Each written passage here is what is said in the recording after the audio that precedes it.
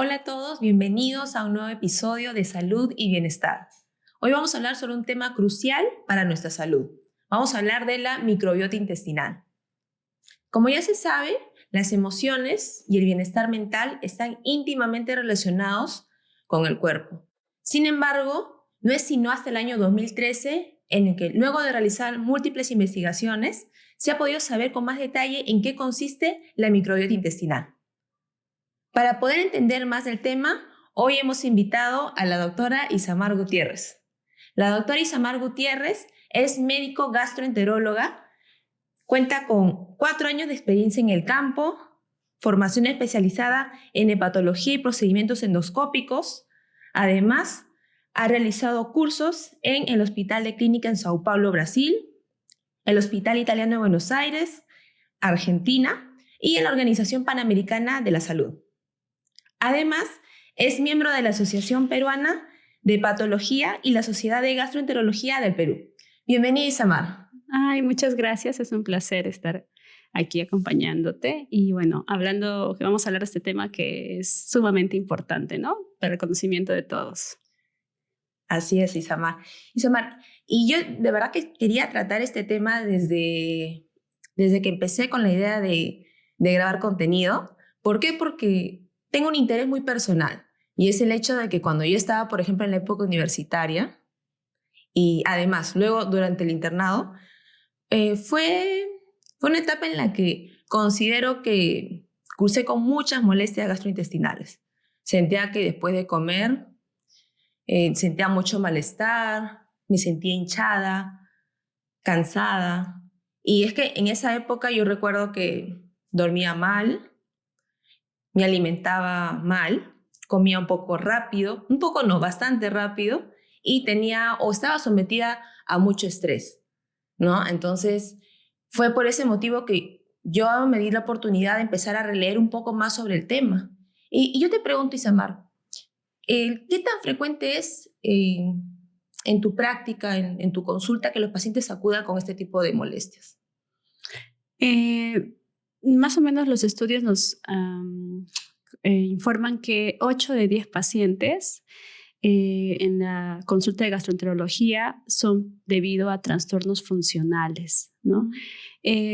Trastornos funcionales me refiero a que no encontramos nada anatómico, orgánico que pueda explicar, sino el problema es algo fisiológico de la función, ¿no? Hay una alteración hormonal, endocrinológica, de receptores hormonales, y todo esto pues se debe a alguna alteración del eje cerebro-intestino, de la microbiota, de la dieta inclusive, de la actividad física. Todo esto está asociado con malestares digestivos, ¿no? Porque el ser humano es integral. No solamente la parte física, sino también la parte mental es influenciada por la parte física y viceversa, ¿no? Es unidireccional. Perdón, bidireccional. Claro, lo que tú comentas es muy cierto, Isamar. Y también es frecuente que a veces las personas normalicen sentirse con ese malestar después de comer. En tu consulta, ¿qué tan frecuente es de repente que los pacientes acudan por distensión abdominal, por molestias después de ingerir alimentos, Isamar? Bueno, justo antes de empezar, hablábamos de que hay actualmente muchas enfermedades que se debe justamente a esta alteración de este eje, como por ejemplo el bloating, la dispepsia funcional, el síndrome de intestino irritable, la disfagia funcional y todo esto es sumamente frecuente. Más o menos de los pacientes que presentan distensión abdominal, el 70-80% son debido a alteraciones funcionales, no a lesiones orgánicas, ¿no? Es muy frecuente, sobre todo en mujeres, mucho más que en varones y sobre todo en jóvenes. Claro, y sobre todo a las jóvenes, mujeres, personas que están en una etapa en la cual tienen que cumplir con múltiples demandas. Y yo me pregunto, Isamar, ¿quién se podría sentir en bienestar? ¿Quién se podría concentrar? ¿Quién podría disfrutar de sus relaciones interpersonales si vive constantemente con esta incomodidad? Sí, justamente todo estas grupo de enfermedades, lo que más generan es que discapacitan la calidad de vida, ¿no? Alteran la calidad de vida. Si bien no los va a matar porque no tienen riesgo mortal, pero generan mucha disconformidad del paciente, siempre están con el malestar, el tratamiento es difícil, primero hay que descartar que no sea nada anatómico, hay que buscar signos de alarma, y si vemos que todo esto no presenta, pues ya los vamos clasificando, el médico gastroenterólogo, qué patología podría ser. Y el tratamiento, pues hay que ir también probando, ¿no? Hay diversidad de medicamentos que podemos dar. Entonces, esto hace que sea muy difícil el diagnóstico, difícil el tratamiento, pero hay que pensarlo siempre, ¿no? Sobre todo en pacientes que no presentan signos de alarma. Ahora, Isamar, yo ya he ido realizando mi encuesta y he estado preguntando a amigos, e incluso a pacientes, sobre qué concepto o qué ideas tienen de lo que es la microbiota. Y aún hay personas que o bien no lo tienen muy claro, o cuando yo les comento es la primera vez que lo escuchan. Así que me gustaría que nos expliques qué es la microbiota, en qué consiste. Hablamos de la microbiota intestinal. ¿Solamente hay microbiota en el intestino? No, la microbiota, primero, la microbioma se refiere a toda la presencia de microorganismos que hay en el ser humano. ¿No? Microorganismos pueden ser bacterias, pueden ser hongos, pueden ser virus, inclusive fagos, ¿no? Que bueno, es un tipo de microorganismos. Ahora, microbiota es un grupo de estos microorganismos que viven en una zona determinada. Por eso hablamos de microbiota intestinal, porque viven en el intestino, microbiota vaginal, porque viven en el canal vaginal, microbiota oral, los que viven en la cavidad bucal, todos los microorganismos, tanto bacterias como hongos, microbiota en la piel, que también tenemos, ¿no? Una cantidad de bacterias y hongos que tenemos. Entonces, todos estos microorganismos son microbiomas, ¿no? Y que están en un lugar específico, microbiota. Y muchos de ellos nos benefician, producen sustancias que se ha demostrado que generan una complicidad con nosotros, con el ser humano. Hay una simbiosis, nos ayudamos, ellos nos ayudan y nosotros también, porque de alguna manera les damos nutriente y ellos pueden existir. Sin embargo, cuando hay una alteración de esta complicidad entre este organismo y el ser humano, es lo que llamamos disbiosis. Ya hay un desequilibrio. Esa tolerancia entre ambos, entre ese microorganismo y el ser humano, se ha alterado. A esto llamamos disbiosis. Muy bien. Y de hecho, en base a lo que tú comentas, al decir que son microorganismos, podría generar de repente cierta preocupación en algunas personas, ¿no? Porque dicen, no, microorganismos, microbios, entonces las personas lo asocian a que es algo patológico, algo que me va a causar enfermedad, ¿cierto? En un momento te deben haber dicho, no, doctora, pero ¿cómo es que yo voy a tener microbios? ¿En qué me puede beneficiar? ¿Te ha pasado? Claro, sí. Tengo muchos pacientes que siempre en la pregunta de gastroenterología me dicen, ¿no, doctora?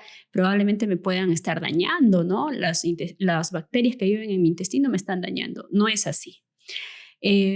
Por ejemplo, hablando específicamente de microbiota intestinal, el intestino abarca billones y billones de bacterias, mucho más que nuestras propias células.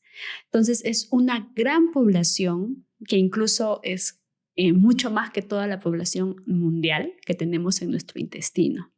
Y si nos perjudicarían, pues tendríamos diversidad de enfermedades, ¿no? Al contrario, estas bacterias han aprendido a convivir con nosotros durante la evolución de la especie y más bien nos generan sustancias que nos producen bienestar, tanto físico como mental. Pero cuando hay un desequilibrio o una alteración, pueden ya ser perjudiciales, ¿no? Hay tres grandes grupos de bacterias que viven con nosotros: los lactobacillus, las bifidobacterias y los saccharomyces, que son las bacterias buenas, por decirlo así, ¿no? Pero cuando esta población es disminuida y hay crecimiento de bacterias malas, ¿no? Por ejemplo, bacteroides o bacilos, por ejemplo, ahí es donde se desarrolla este desequilibrio. Y pues tenemos que o bien aumentar las buenas o bien reducir las malas, ¿no? Porque puede generar ya los problemas, como mencioné, el síndrome de intestino irritable, la dispepsia funcional, incluso el acné. Y actualmente, pues, los trastornos mentales también están asociados con esta disregulación, con esta alteración de las bacterias, pues, ¿no? A nivel intestinal, que es un boom actualmente, ¿no? Entonces no hay que tenerles miedo a estos bichitos, por así decirlo. Claro, yo leí un libro que en definitiva me abrió los ojos con respecto a la importancia de la microbiota intestinal. No sé si la has escuchado, que es La digestión es la cuestión, de Julia Enders. De verdad que fue un libro que me hizo entender de la importancia de la microbiota, ¿no? Cómo influye tanto en el bienestar emocional, en el bienestar físico. Entonces, me pude dar cuenta de la importancia y motivó también a que yo empiece a releer el término, porque en la universidad, no sé si te ha pasado, pero en la universidad yo por ahí que lo escuché vagamente y en esa época se le conocía como flora intestinal, ¿no? ¿Tú en la universidad también tuviste la oportunidad de escucharlo así de manera muy superficial o no se trató en tu facultad? Sí, lo mencionaron, ¿no? Siempre nos preguntaban, ¿cuál es la diferencia entre probiótico y prebiótico? Pero pues no tomábamos, bueno, al menos yo no tomaba la conciencia de qué importante es, ¿no? La presencia de estos bichos en nuestro intestino, ¿no? O sea, qué tan beneficiosos son.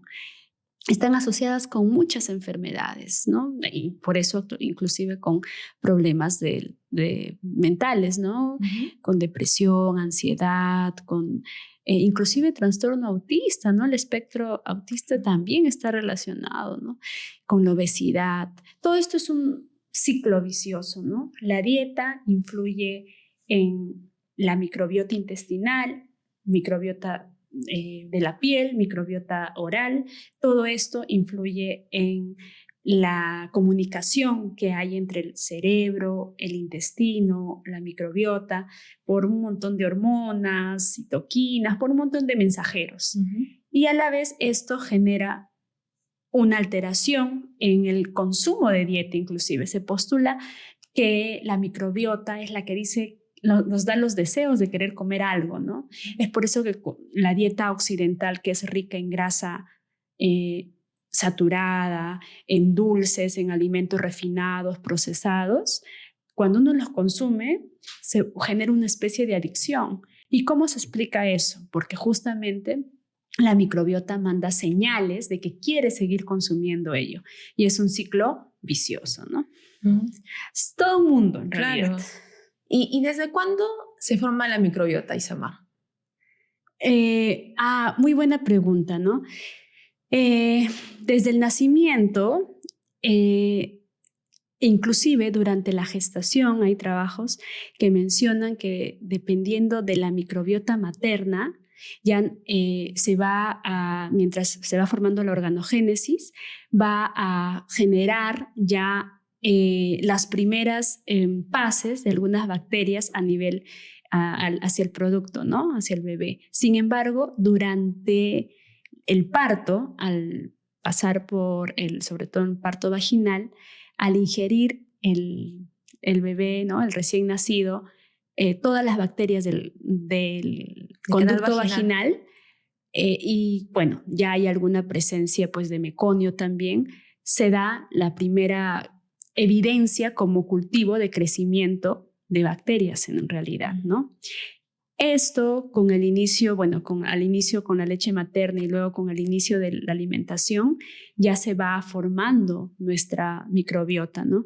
A lo largo de la vida, nuestra microbiota va a ir cambiando también, porque nuestra dieta va cambiando y lo que nos rodea socialmente también va cambiando, ¿no? Claro. Y esto hace pues que lo social, lo biosocial también afecte al tipo de alimento que voy a consumir, ¿no? Y pues la microbiota va también cambiando con el tiempo. Cuando nace, pues podríamos decir cuando el bebé, el recién nacido, pues pasa a través del canal vaginal, ¿no? Ya, entonces sí existe una diferencia en lo que respecta a la forma o la diversidad de microbiota, de acuerdo a si se nació por parto natural o por cesárea. Claro, ¿no? Eso sí es bien sabido, ¿no? Que incluso hay trabajos que mencionan que aquellas personas que hemos nacido por parto vaginal, Sí, también. al recorrer ¿En qué nos hemos beneficiado? Al ingerir una microbiota vaginal de la mamá, generalmente tendemos a tener una población muy diferente a aquellos que tienen un parto por cesárea, ¿no? Y esto hay una repercusión grande en cuanto a nuestra inmunidad. Probablemente tengamos mejor inmunidad, inclusive los niveles de inmunoglobulina A son mayores a comparación de los que nacieron por parto por cesárea, ¿no? Pero nuestra microbiota es diferente y tenemos menos riesgo de tener también alergias, ¿no? Porque se nos ha inmunizado desde que salimos al exterior, al mundo, ¿no? A través del parto vaginal. Por eso siempre he recomendado, pues, el parto vaginal, ¿no? En la medida de lo posible. En la medida de lo Porque posible. existen algunas indicaciones que hacen que ya, si de repente estaba programado para parto vaginal, se convierta a una cesárea. Pero de hecho, también para los oyentes que han nacido por cesárea, no todo está perdido, ¿no? Porque si tenemos buenos hábitos, podemos hacer que nuestra microbiota esté en óptimas condiciones. Además, nuestro sistema inmunológico, pues mientras más se exponga a los antígenos, pues más se fortalece, ¿no? Por ahí, pues también cuando estamos expuestos quizás al campo, al parque, con contacto con animales, también vamos fortaleciendo nuestro sistema inmune, ¿no? Ahora, Isamar, ¿es correcto clasificar nuestra microbiota como microbiota buena y mala? ¿Qué opinas? Es que también esa es una pregunta con trampa, ¿no? Cuando yo explico a mis pacientes, no le digo, hay una microbiota buena, porque es simple explicarlo. Claro. Sin embargo, no es así como uno piensa, ¿no? Primero, uno de los grandes postulados actuales mencionan que cada ser humano tiene diferente microbiota, ¿no? Porque tiene más crecimiento de un tipo, una subespecie que a otro. Dentro de los lactobacillus hay como 80 subtipos, ¿no? Igual, dentro de las bifidobacterias, también 80. Incluso tenemos cándida a nivel intestinal, ¿no? Entonces, que hacen parte de nuestra microbiota. Entonces, es muy difícil decir, él solamente tiene este tipo y por lo tanto son micobacterias, bacterias buenas, son microorganismos buenos y no va a estar asociado con ninguna patología. No, porque además cada día nosotros ingerimos diferente tipo de alimento, estamos expuestos a diferente tipo de estrés, que tiene que ver también con el diferente crecimiento que pueda desarrollarse, ¿no? Por ejemplo, han visto que aquellas personas que tienen altos niveles de corticoide tienen otra subespecie de microorganismos, ¿no? Y si este cambio es por ejemplo, a las semanas uno está estresado y luego la siguiente semana ya no, va a modificarse también. Entonces no podemos ser estrictos ni podemos decir, sí, son bacterias buenas, son bacterias malas. Lo que se hace en términos prácticos es que se recolecta las heces del paciente, se manda a cultivo y se ve cuál es la familia que tiene mayor crecimiento y se dice, bueno, en estos pacientes, en este momento, en tal día se recolectó el mayor crecimiento de este tipo de bacterias, no ha presentado ninguna patología asociada, entonces es menos probable que presenten. Sin embargo, es más complejo porque puede ser que a la semana siguiente el crecimiento o la microbiota cambie. O sea, esto es dinámico, ¿no? En términos sencillos, para que el público nos entienda, sí, solemos decir bacterias buenas, bacterias malas, pero es más complejo que eso. Porque además Esta pues tiene que ver con nuestra señalización cerebral, con a nivel hormonal, la comunicación que hay por el nervio vago del cerebro con el intestino. O sea, es mucho más, intervienen muchos factores, ¿no? No solamente la calidad o la especie de bacterias que hay, sino también qué hormona, qué señalización está teniendo en ese momento, ¿no? La inmunidad, las citoquinas están relacionados. Eh, el sobrecrecimiento de algún tipo de bacterias sobre otras, la competencia que hay de alimentos entre ellos. Entonces, microorganismos tratan de sobrevivir, ¿no? Claro. Como toda especie. Y pues tratan de defenderse, ¿no? Si se sienten atacados. En esa defensa pueden liberar sustancias que nos pueden perjudicar, ¿no? Entonces, lo importante, yo me quedo con la idea de lo que tú me has comentado, que entonces lo más importante es tener diversidad, ¿no? Sí, diversidad, y que lo que sí se ha visto, ¿no? Como tú mencionaste lo de la dieta, es que la dieta mediterránea, la dieta saludable, la dieta baja en grasa saturada, rica en fibra, rica en verduras, en Con muchos vegetales, colores. con muchos colores, en frutos secos, que no tenga azúcares refinados, alimentos procesados, la comida basura, ¿no? Estos tipos de alimentos sí predisponen a mayor crecimiento de estos tres familias que les comenté inicialmente, y tienen menor, bueno, en trabajos pues se ha recolectado y se ha visto que son personas más saludables, ¿no? Claro. No tienen tanto problemas físicos, no hay problemas cardiovasculares, no tienen hipertensión arterial, obesidad, problemas ya conocidos. Y también se ha visto que tienen menos incidencia de depresión, de ansiedad, Claro. ¿no? Entonces dicen, debe estar de alguna manera relacionado. No podemos decir sí o sí, porque todavía faltan estudios. Y como mencionaste, recién en el 2013 se pudo, en el 2015, 2 años después, se pudo identificar el microbioma intestinal como tal, ¿no? Con la cantidad de todos los tipos de bacterias que contamos, además de hongos y algunos fagos, que es un descubrimiento reciente, ¿no? Por eso cada vez se toma mucha importancia este tema. 5 artículos al día se publican sobre microbiota, porque está revolucionando, pues, ¿no? El enfoque médico que teníamos, ¿no? Claro, de tratar la enfermedad, ¿no? Pero qué importante es prevenir. Y no sé si coincides conmigo, pero la mejor forma de prevenir enfermedades es teniendo un buen estilo de vida, y eso tiene mucho que ver con una buena alimentación y, por consiguiente, una adecuada microbiota, una microbiota con diversidad. Con diversidad y pues también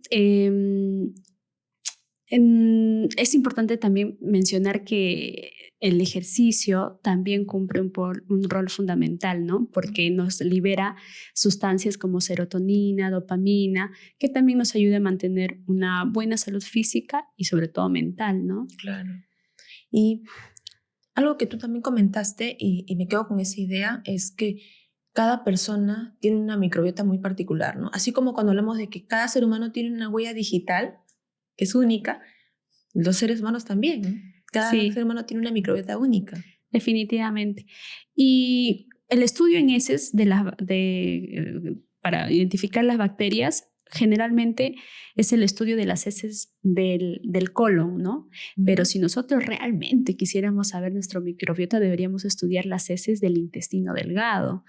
¿Qué tendríamos que hacer? Un procedimiento endoscópico como enteroscopía, cultivar esas heces y recién podríamos saber qué tipo de bacterias es, pero no hacemos eso porque es costoso. Claro. Aunque cada vez cuestan menos los estudios de la microbiota, y es por eso que ahora se está hablando con mayor facilidad, ¿no? Antes eran muy costosos y solamente se tenían hipótesis, ¿no? Pero lo correcto debería ser ese estudio. No lo hacemos, solamente estudiamos las heces del tracto final. Claro. Entonces, por eso les digo que es mucho más complejo de lo que pensamos, ¿no? Inclusive hay guías que mencionan que con el enteroscopio, ¿no? Entramos con el equipo de endoscopía y segmento por segmento vamos tomando cultivo, que no se hace salvo ensayos clínicos, ¿no? Claro. Ahí realmente podríamos saber cuál es nuestra microbiota exacta, ¿no? Claro. Y si solamente tenemos bacterias buenas, las conocidas, pero no, obviamente que también hay los de los otros tipos, ¿no? Solamente que están en menor proporción, ¿no? Bueno, esperemos que más adelante, cuando haya más recursos, se pueda realizar este tipo de estudios. Muy bien, Isamar. ¿Y cuál sería la función bioquímica de la microbiota? A nivel de, hablando en el aspecto de enfermedades mentales, la microbiota intestinal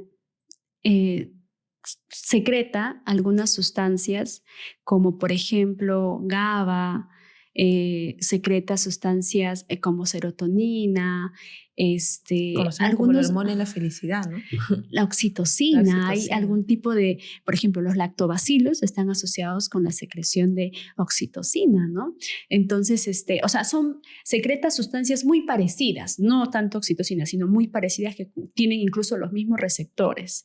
Y además de todos los glicopéptidos que hay, ¿no? De todos los péptidos intestinales, como el péptido Y, también tenemos ahí toda la línea de hormonas que de alguna manera también están influenciadas por las células neuroendocrinas que muchas veces los microorganismos pueden estimularlos. En palabras sencillas, todas estas sustancias están íntimamente relacionadas porque estas sustancias tienen receptores a nivel cerebral, ¿no? Y nos pueden generar un bienestar mental también, ¿no? O como su déficit nos puede producir también, pues, o estar relacionado, no tanto producir, ¿no? Están asociados con trastornos mentales, ¿no? Entonces, ¿cómo funcionan? Es porque intervienen con la secreción de sustancias muy parecidas a las neurotransmisores que tenemos nosotros a nivel cerebral, ¿no? Hay una comunicación directa, pues, ¿no? Del cerebro, intestino, intestino, cerebro. Es bidireccional, están en constante secreción, dinámico, y esto permite, pues, que nosotros tengamos menos riesgo quizás de sufrir de depresión, de ansiedad, ¿no? De trastorno bipolar, ¿no? Otra función importante de la microbiota es a nivel físico, por ejemplo, está relacionado con la obesidad. La microbiota, la alteración de la microbiota puede generar resistencia, está asociado con resistencia a la insulina, mientras que cuando tenemos una microbiota saludable, tenemos sensibilidad más bien a la insulina, tenemos un mejor liberación de las enzimas pancreáticas, tenemos un menor vaciamiento gástrico, esto hace que tengamos mayor sensación de saciedad y esto relacionado tanto por la grelina, que son las hormonas que están relacionadas con el apetito. Entonces, esto hace pues que no ingeramos a cada momento alimentos porque tenemos la sensación de que estamos saciados, ¿no? Y esto contribuye a no estar ingiriendo alimento constantemente y pues de alguna manera se asocia a disminución del sobrepeso y la obesidad. Además, la microbiota también está asociado con todas las enfermedades cardiovasculares, ¿no? Sobre todo por este efecto que tiene, pues, indirecto sobre la obesidad y el sobrepeso. De esta manera también disminuye el riesgo de diabetes, ¿no? Mellitus. Además, que recordemos que esto es un círculo también vicioso. Cuando alguien está en sobrepeso o en obesidad, tiene una inflamación crónica constante. Y esto genera liberación de muchas citoquinas. Estas citoquinas, a través de nuestras células de defensa, ¿no? Los linfocitos, de nuestro sistema humoral, del nervio vago, hace que nuestra microbiota se mantenga en este estado desequilibrado. Y a la vez esta genera sustancias, mensajeros, que generan a nivel del sistema nervioso central la actitud de ansiedad que se puede manifestar por comer a cada momento, además también de soler ingerir alimento pues rápido, ultraprocesado, refinado, con gran cantidad de calorías, y esto contribuye más a nuestro estado de inflamación crónico, que es la obesidad y el sobrepeso, ¿no? Y hace que no estemos en un estilo de vida saludable y nos mantengamos así, con una inflamación persistente, ¿no? Es por eso que la obesidad y el sobrepeso se relaciona con, aparte de enfermedades como diabetes, problemas cardiovasculares, con depresión, ansiedad, es pluripatológico, ¿no? El paciente. Y todo pues tiene una base de una inflamación constante, ¿no? Claro, entonces dejando de lado la parte estética, ver, ¿no? Las consecuencias que puede traer que si no tengo una microbiota saludable, por así decirlo, voy a tener incluso problemas para metabolizar la grasa. Y tiene mucha relación, porque como te comenté en un inicio, Isamar, cuando yo estaba en la época de la universidad, me alimentaba pésimo, hacía muchos desarreglos. Y yo recuerdo que era delgada. Entonces, bueno, uno a veces asume que, estás delgada, ok, todo bien, saludable, ¿no?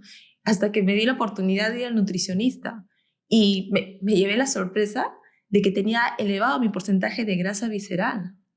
Entonces, ahora que tú comentas, guarda mucha relación, ¿no?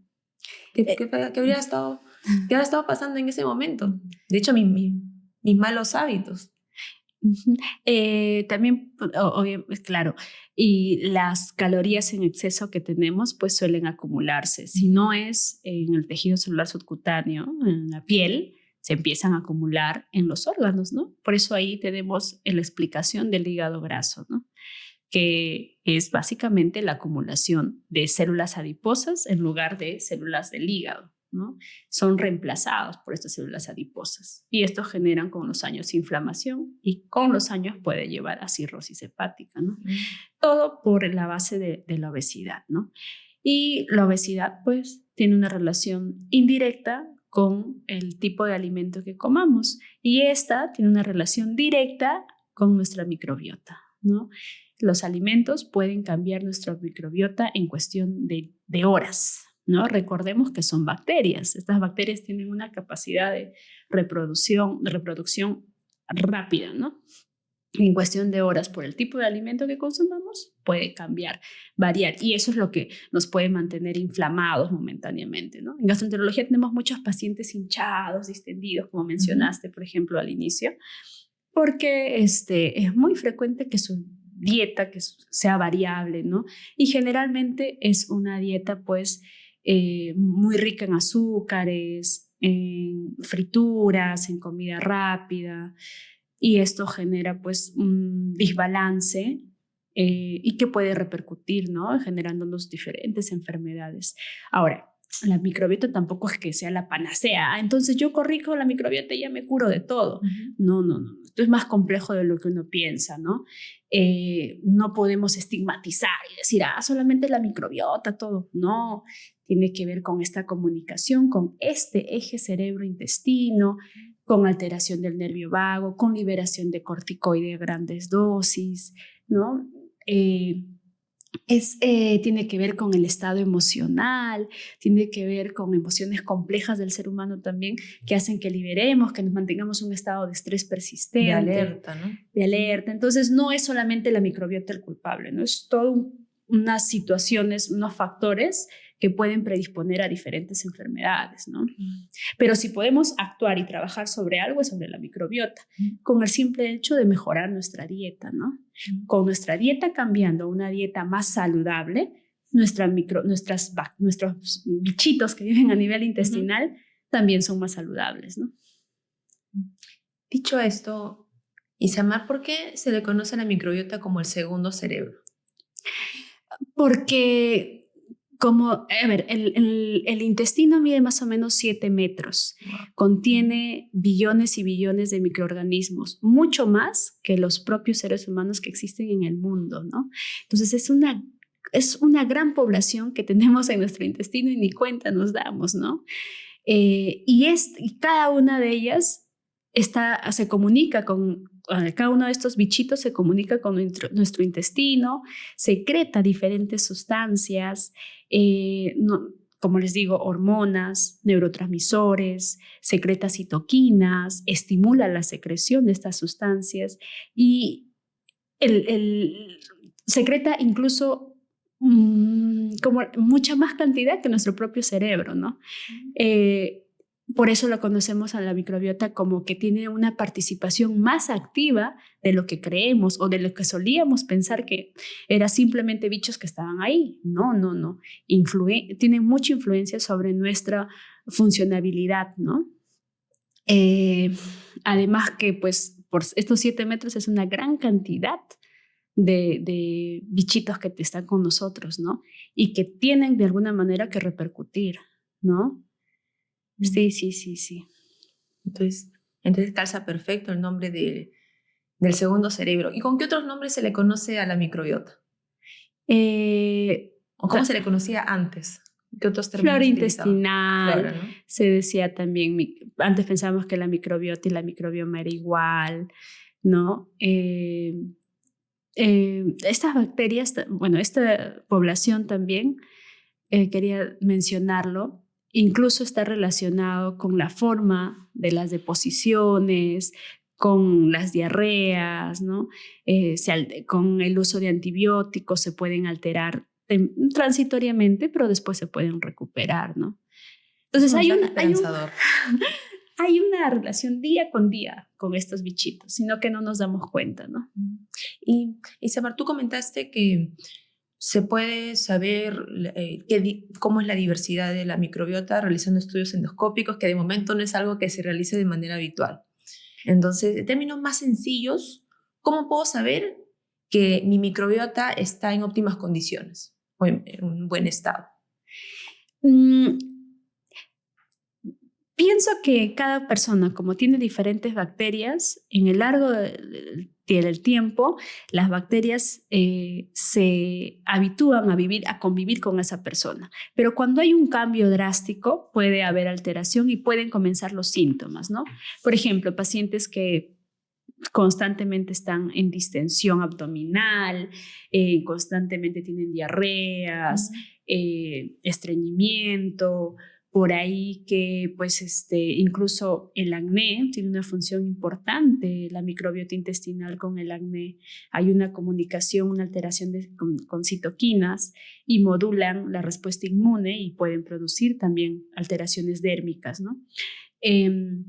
Bueno, la cuestión es que todas estas bacterias podrían generar algún tipo de repercusión y nosotros tenemos que estar atentos a los síntomas que se puedan presentar.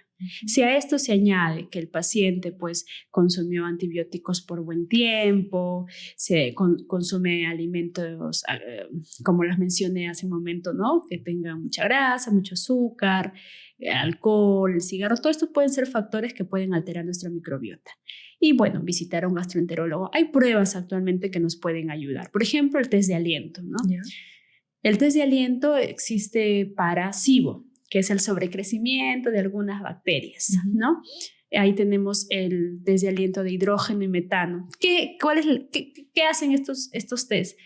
Si hay mucho gas de esta sustancia, por ejemplo, de hidrógeno, decimos, hay tal tipo de bacterias. Si hay mucho gas de metano, hay tal tipo de bacterias. Es un test donde la persona sopla sobre un dispositivo y lo que busca es identificar estos gases. Es una manera indirecta de saber más o menos qué población está predominando. Ojo que pues no es lo mejor, pero nos ayuda, ¿no? Nos da una cierta orientación de qué podría ser. Lo más importante es la historia clínica, preguntarle bien al paciente, visitar a un especialista. O sea, si notamos algún cambio que no tengan signos de alarma, por ejemplo, signos de alarma, bajar de peso, tener vómitos con sangre, defecar negro como la brea, tener antecedentes de cáncer. No tendríamos por qué pensar que es algo grave, sino que puede ser este tipo de patologías y hay que visitar a un gastroenterólogo. Entonces, puede ser que el paciente incluso curse con estreñimiento o deposiciones líquidas, distensión abdominal.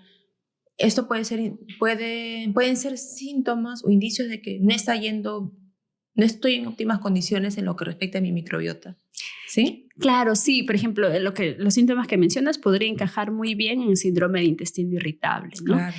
Y el síndrome de intestino irritable, una de las explicaciones más aceptadas es porque justamente hay alteración del eje cerebro-intestino por alteración de la microbiota, ¿no? Dentro de la explicación por qué tienes esa enfermedad es esto. Cuando yo tengo pacientes y me preguntan, doctora, ¿por qué tengo esta enfermedad, el síndrome de intestino irritable? Les digo, probablemente la microbiota intestinal esté alterado, además del eje cerebral, quizás esto está muy estresado, con problemas de ansiedad, con problemas, todo esto se relaciona, o sea, es todo integral el paciente. Claro. Entonces le explico cuáles son las medidas que podríamos tomar, ¿no? Igual hay tratamientos, ¿no? Hay antibióticos que actúan a nivel intestinal, solamente intestinal, y lo que hacen es justamente buscar regular la microbiota. Lo que tú comentas es muy cierto, ¿no? Porque qué importante es, antes de decidir realizar algún examen complementario, como bien su nombre lo indica, complementario, sea el examen de laboratorio, alguna prueba de imagen, algún procedimiento, el realizar una adecuada historia clínica. ¿Por qué? Porque, por ejemplo, en mi caso, en mi práctica profesional, ¿no? En algunos casos evalúo si conviene iniciar un tratamiento con psicofármacos, pero también me doy el tiempo de conversar con los pacientes, ¿no? Y ver, ¿no? A ver, ¿cómo es que usted se alimenta?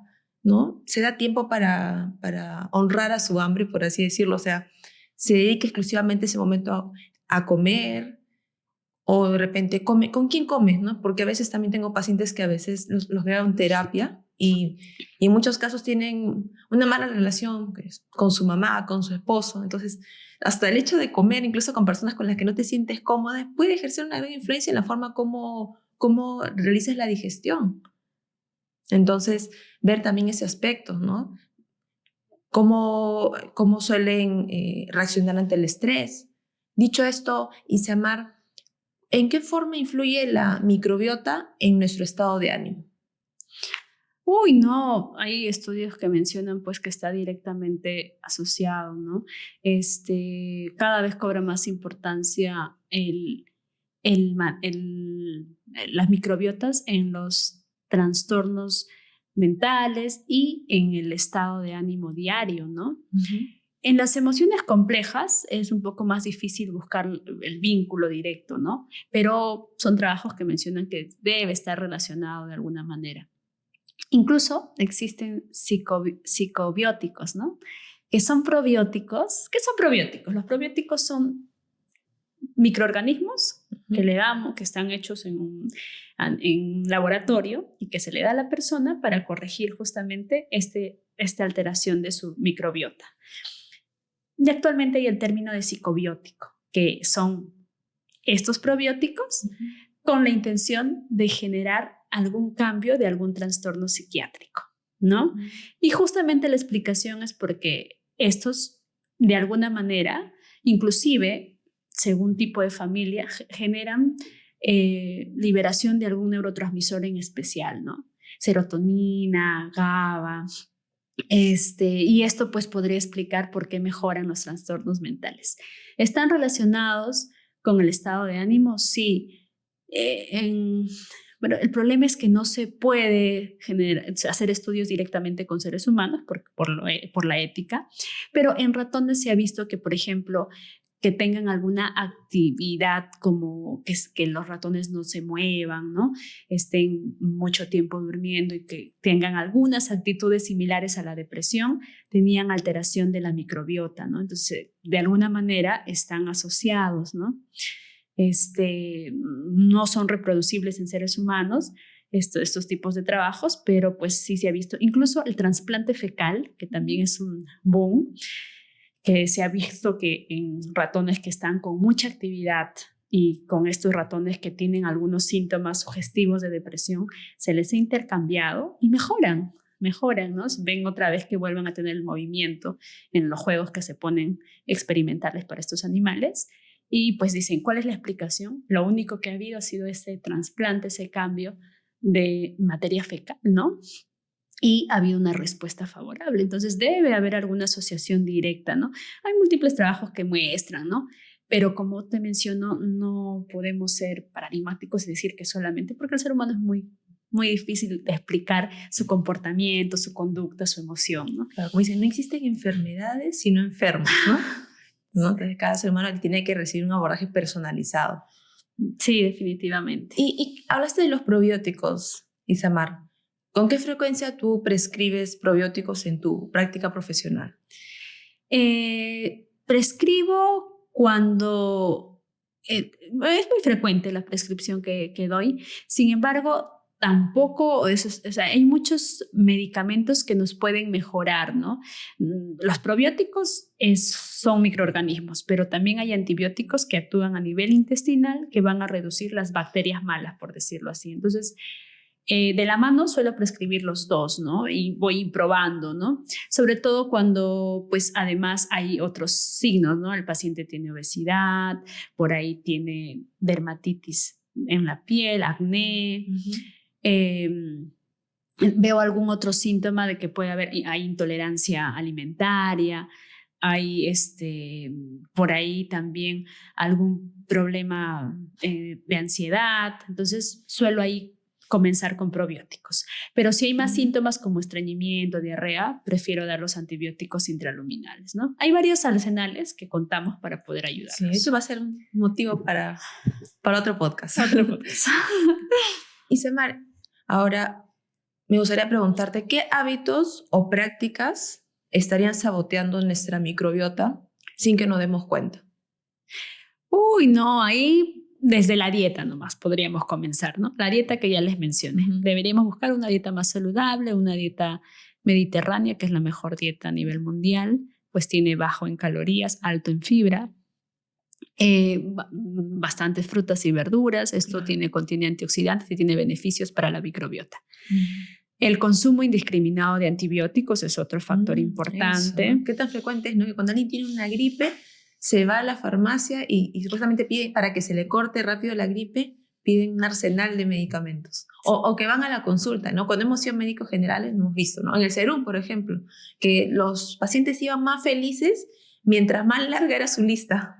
¿No te pasó también a ti? Sí, y cuando a veces les dices al paciente, no merita, es algo viral, ya va a pasar, esto es la enfermedad va a durar 3 a 5 días, máximo 7, molestos, ¿no? Que no me da nada, que no sabe nada ese doctor. Entonces, eso hay que concientizar a los pacientes. Cuando uno toma un antibiótico, no solamente, pues dice el antibiótico, voy a ir a la garganta. No, el antibiótico va sistémicamente a toda nuestra flora, altera, a toda nuestra microbiota, altera. Tanto intestinal, de piel, vaginal, bucal, altera completamente. Es por eso que a veces hay diarrea por el antibiótico, ¿no? Porque por esta alteración de la microbiota, ¿no? Y también hay casos en los que a veces hay personas que de repente, como tú bien comentaste, el círculo vicioso, ¿no? Personas que de repente no duermen bien, no gestionan bien su estrés, entonces están con dolor de cabeza porque de repente no han dormido bien, se alimentaron mal, entonces en esos, de repente por ahí nunca les falta en su cartera o en su billetera un ibuprofeno, un paracetamol,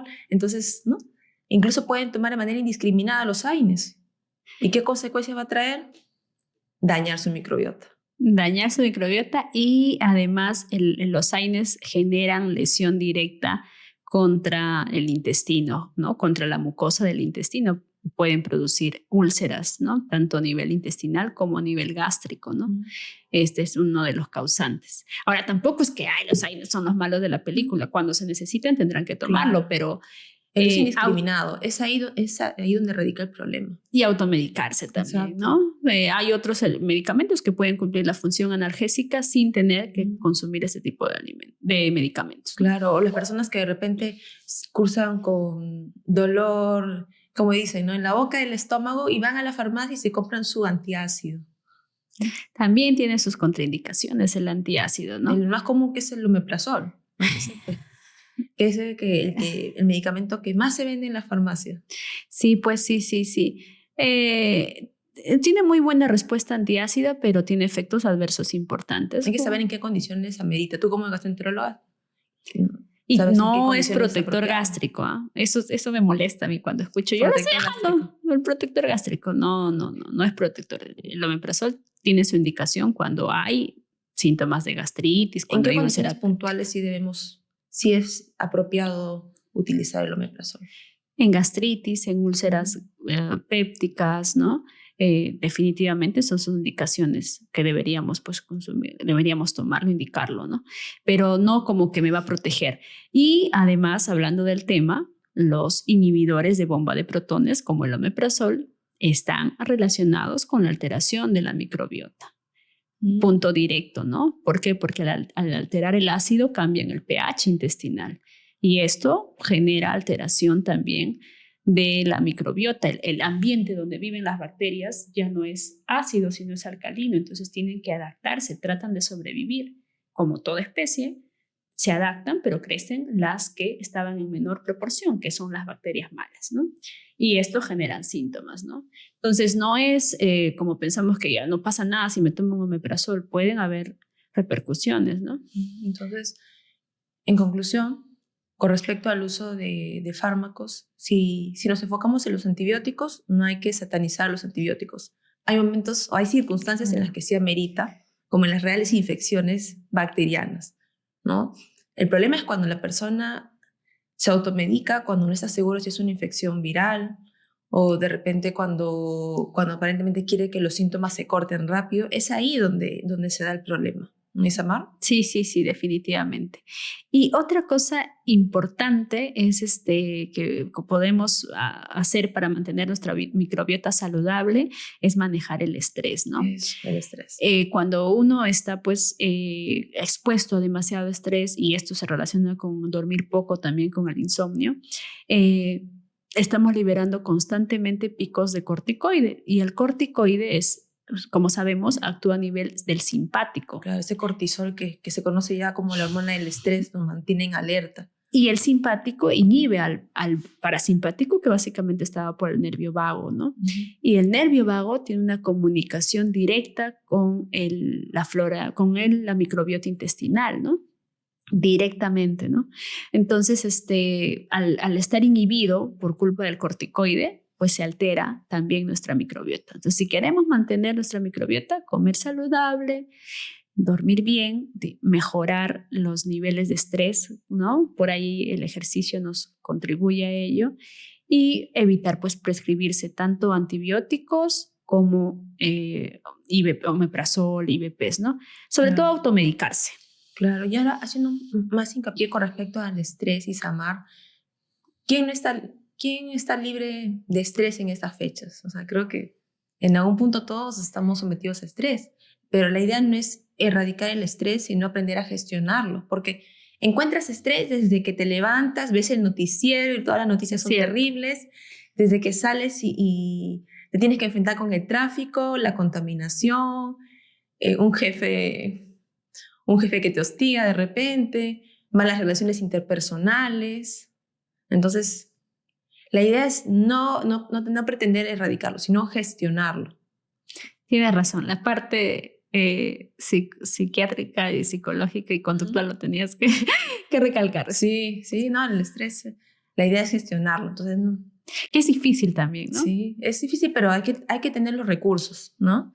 Y también, hablando con respecto al estrés, también es el hecho, como comenté hace un momento, honrar a tu hambre. Entonces, si te dedicas a comer, que esos 15, 20 minutos sean exclusivos para enfocarte en tu alimentación, ¿no? Yo veo a veces que las personas de repente están ahí comiendo y están ahí con el celular, ¿no? Están con el celular, respondiendo mensajes, mientras van comiendo o comen rápido. Entonces, me tomo el tiempo de preguntarles, ¿no? Y tienen la idea de que están ganando tiempo. Realmente estas personas que mientras están almorzando, tomando ese desayuno, o bien están con el celular, o bien están viendo televisión y están viendo de repente noticias poco desagradables, ¿realmente estas personas están ganando tiempo o perdiendo vida? Están perdiendo vida, definitivamente, porque hasta para masticar debemos tener tiempo, ¿no? Cada ingreso de alimento por una cucharada debería generar un tiempo de masticación de más o menos 20 segundos, ¿no? 30 segundos. O mejor dicho, cada cucharada que ingeramos debe tener 20 masticadas, en palabras, ¿no? Sencillas. Cada masticada más o menos un segundo. Pero no solemos hacer ello, ¿no? Comemos rápido o hablamos bastante también, consumimos bastante gas cuando estamos comiendo. Y eso pues puede generar luego flatulencia, puede generar hinchazón, meteorismo, ¿no? Claro, ¿cómo se podrían sentir esas personas, ¿no? Que están ahí comiendo y con el celular? Una reflexión entonces, ¿no? Ahora que las redes están invadiéndonos. Claro, entonces a tener en cuenta y honrar nuestra hambre. Y a honrar nuestra hambre. Sí. Y Isamar, hemos hablado de lo malo, pero ¿qué hábitos sí contribuyen a tener en óptimas condiciones a nuestra microbiota intestinal? Uno de los más importantes es el tipo de alimentación, como ya lo hemos mencionado, que eso no debemos tomar conciencia de que si queremos no tener molestias, sobre todo digestivas, ¿no? Debemos pues alimentarnos sanamente, ¿no? Yo tengo pacientes que siempre vienen a consulta y me dicen, doctora, yo cada vez que como frituras, cada vez que como, no sé, dulces, postres, me molesta la barriga. Entonces yo les digo, pero ¿para qué quieres comer en exceso ello, no?